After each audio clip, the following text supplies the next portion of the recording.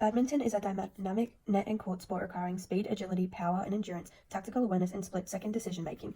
This folio will focus on the tactical awareness which is critical to high performance in badminton. It enables a player to occupy the most advantageous positions on the court, attack the most difficult parts of the court to defend, and anticipate shots an opponent may make. Using a constraints-led approach to learning, I will focus on the movement strategy, recovering after each shot to the center of the court to create a tactical advantage over my opponent from the principle of play, defending against attack. This movement strategy depends on the successful execution of movement sequences such as lunging, rapid changing of directions, and running or sidestepping to the center of the court. Primary data of my initial performance will be compared to my performance after implementing my tactical strategy to assess the effectiveness of the tactical strategy and to enable decisions about whether to maintain or modify the strategy. Tactical awareness is defined as a player's ability to read the gameplay, identify tactical problems or opportunities, choose appropriate tactics to solve the problem or exploit the opportunity. Developing the tactical awareness enables a player to adapt their game and respond to a range of challenges. The dynamic systems approach combines the ecological psychology and dynamic systems theory, which is an ecological model of motor learning that is developed from ecological psychology, which assumes that learning is implicit, resulting from an individual's interaction with their environment. The approach is predicated on dynamic systems theory, the idea that human organism, the learner, is made up of complex dynamic systems and unique physical characteristics which must perceive information from the environment and organize movement to meet the challenges of that environment. The dynamic systems approach typically places a new performer in a game situation rather than following the traditional motor learning approach, the cognitive systems approach, which assumes that learning is explicit and must be addressed at a conscious level. Learning occurs in the response to the instability which is created when your dynamic system interacts with the task and environment, and the constraints of the learner, task, and environment will shape that learner's response as they attempt to achieve stability. A constraint is a boundary that shapes each learner's movement by limiting available options. A constraint can be a learner constraint, task constraint, or environmental constraint. The learner constraint is any personal characteristics of the learner that can influence movement. For example, the weight of an athlete. A task constraint is a boundary applied to a game that shapes movement. For example, time permitted. An environmental constraint is any characteristics of the physical and social environment that can influence movement. For example, noise. The ecological model is a learning model that describes how motor control systems interact with the environment. Concepts central to the ecological model are perception action coupling, affordances, and attunement. Perception action coupling is the direct link between the progress of interpreting or giving meaning to information from the environment and an action. Affordances are information in the environment that presents or affords you with an opportunity to act or exploit. Attunement is the process of becoming increasingly aware of affordances. These interconnected concepts describe the active relationship between the learner and their environment and are important in understanding how learners perceive, act, and adapt to their environment. The principles of decision-making, read, react, respond, and recover, are crucial to successful execution of my movement strategies.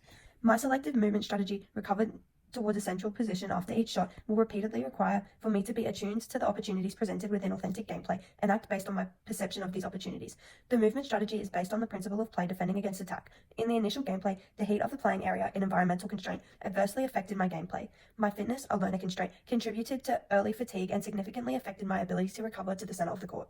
The video footage and the GPAI showed that there were 185 opportunities to recover to the center of the court, but only 33 times were completed, 18%. I won only 1 out of my 6 games, 17%. The primary data revealed a deficiency in my execution of the movement strategy, highlighting the need to improve my spatial awareness and understanding position on the court, which are key body and movement concepts. To improve my authentic gameplay, I will need to immediately read when I am out of position and anticipate what shot my opponent will use. I must respond by moving into a central position on the court so I can react and execute the appropriate return shot and recover space on the court that my opponent could exploit. As seen in this video, I am exhibiting poor tactical awareness and poor decision making by leaving the court open, allowing my opponent to exploit space. Had I been in the central position of the court, I would have been able to execute a shot.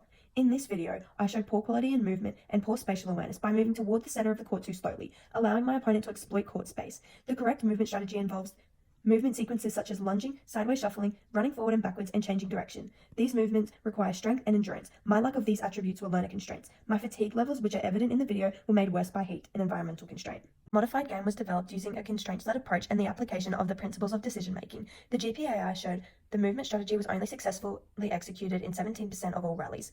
The modified game will impose scoring constraints, task constraint, with a view to encouraging repeated successful execution of the movement strategy. The red center court line provides a visual cue for the athlete to recover to, whilst the net, sidelines, and baseline provide visual cues for when the athlete is occupying an extremity of the court. The game will apply badminton rules but award points each time the player recovers to the center of the court prior to the next shot. Winning shots will not be awarded unless the player has recovered. This will offer extrinsic rewards for implementing the movement strategy, build tactical and spatial awareness, and create autonomous decisions to recover to the optimal position on the court. The desired behavior is acknowledged and rewarded regardless of whether the player wins the rally.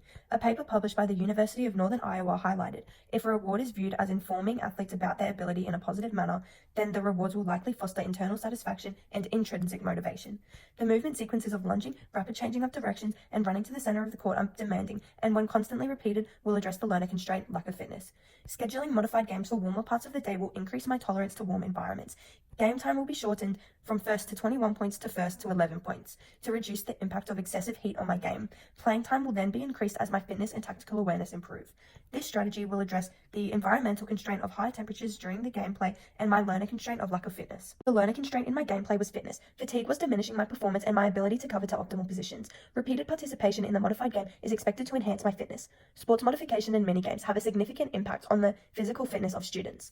The environmental constraint that affected my gameplay was the heat. Studies show that exercise in the heat can improve an athlete's tolerance to heat. Repeated exposure to exercise in the heat includes heat acclimation, which improves the thermoregulatory mechanisms, skeletal muscles, metabolism, cardiovascular stability, and whole body thermos tolerance. This led to the decision to schedule games during hotter times of the day, to initially shorten game times until fitness and heat tolerance is improved. The task constraint implemented a scoring system to address my learner constraint by increasing the frequency of movement sequences like lunging, change of direction, and running to the center of the court.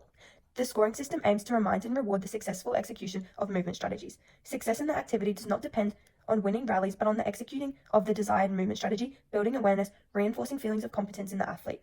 Perceived competence is vital. Therefore, to feel internal motivation to engage in an activity, that activity must simultaneously challenge us and provide us opportunities to experience success and enjoy positive outcomes. As the habit of executing the correct movement strategy is built, the athlete will win more rallies as demonstrated in the primary data of my post-tactical gameplay. The constraints-led approach imposed a constraint that only rewarded a player who had returned to the center of the court after each shot. The activity was very successful in overcoming several learner, task, and environmental constraints. Returning to the center of the court after each shot forced me to run a lot more and necessitated me learning to change direction as quickly as possible after each shot. The additional physical load improved my fitness, my leg strength, agility, and court speed, which were all areas where I was constrained at the beginning of this folio. Performing these additional repetitions and experiencing this physical load during warmer parts of the day allowed me to improve my ability to cope in the heat, which was an environmental constraint at the beginning of this folio. An article in the Journal of Sports Science highlighted the value of a constraints-led approach to sports training. The manipulation of key constraints encourages problem solving and facilitates an athlete's exploration for movement solutions. Imposing this task constraint enabled me to exercise a tactical advantage over my opponent because more often I was occupying the space on the court where I could most easily defend the entire court space and most readily attack my opponent's court space. The primary data, which I will outline soon, indicates that my tactical strategy optimized my performance by ensuring that I could defend the extremities of the court far better. This video demonstrates how recovering repeatedly to the center of the court enables me to prepare earlier for my next shot, which gave me more time to make good attacking decisions and execute these shots. I could also stay in rallies for longer, more readily attack the extremities of my opponent's court, and create more winning shots when afforded opportunities to attack more. The video shows that the repetition of movement sequences such as sidestepping, multiple changes of direction, running forwards and backwards all demonstrate that the tactical strategy was effective in addressing my initial lack of fitness and tolerance to the hot playing conditions, which were my initial learner and environment constraints. The activity was very successful in building much greater awareness and improved my decision making in the game. During the game, I was able to return to the ready position, so I had more time to read my opponent's movements and respond by moving into space that I could perceive, and they will aim based on their body position and respond with the correct shot to hit a winning shot away from my opponent, and recover back to the ready position for the sequence to start again. The video demonstrates that the constraints-led approach that I employed in my tactical strategy allowed me to become far more autonomous in instantly reading and responding immediately to my position on the court and the need to recover to the optimal position of the court. The primary data from my pre-tactical strategy demonstrates that I only successfully recovered to the court 33 times out of 185 opportunities, 18%, whereas my post-tactical strategy, I returned to the center of the court 109 times out of 180 times, 61%. The primary data also shows that pre-tactical strategy, I won 1 out of 6 games, 17%, whereas post-tactical strategy, I won 4 out of my 6 games, 67%. Out of 6 games pre-tactical strategy, I won 47 points out of a possible 129 points, 36%. Post-tactical strategy, I won 78 points out of 149 points, 52%, indicating a clear improvement because of the constraints-led activity implemented. The strategies did have limitations. To work optimally, an opponent must often move me to the extremities of the court so that I could recover, but the cognitive opponent was not always able to do this due to their stage of learning and poorly executed movement sequence. On other occasions, I would forget to move back to the ready position, or they would just hit straight back to me, so I had no need to move. The strategy would work better during long rallies that would provide the affordance of needing to return to the center of the court, ready to defend against attack, but long rallies were not always possible in this competitive modified game. The sidelines, baseline, net, service line, and the center of the court and badminton provided constant cues for my position on the court, my need to recover, and my optimal position on the court. Tactical strategies enhance the principles of decision making by building my spatial awareness of my position on the court and therefore recognizing the need to immediately react to my opponent and recover to the optimal position on the court. The data in my GPAI indicates that my personal tactical strategy has been effective in improving performance and should be continued to further optimize my performance. My personal tactical strategy helped me to optimize my performance, but my data shows that further improvement is still required in returning to the center of the court. The strategy should be continued given its success to date. The modification that may be improve the strategy would be to capitalize on my improved position on the court by developing the ability to hit more controlled shots to the extremities in my opponent's court. This can be done by marking extreme zones and awarding additional points if my opponent enters that zone or if the shuttle lands in it. This modification builds on the skills that I have already acquired and introduces me to the principle of play, creating, defending, and exploiting space.